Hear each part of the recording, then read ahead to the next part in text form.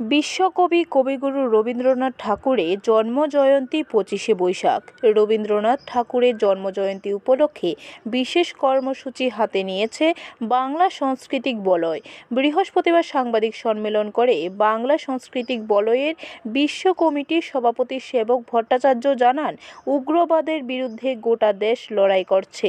এই পরিস্থিতিতে রবীন্দ্রনাথ ঠাকুরের জন্মজয়ন্তী উপলক্ষে শুক্রবার রবি ঠাকুরের স্বদেশ ভাবনায় প্রভাত ফেরির আয়োজন করা হয়েছে।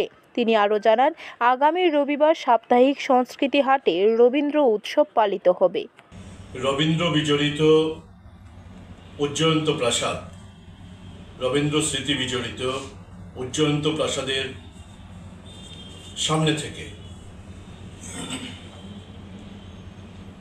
এবং শেষ হবে রবীন্দ্র স্মৃতি বিজড়িত আরেকটি প্রতিষ্ঠান উমাকান্ত একাডেমি।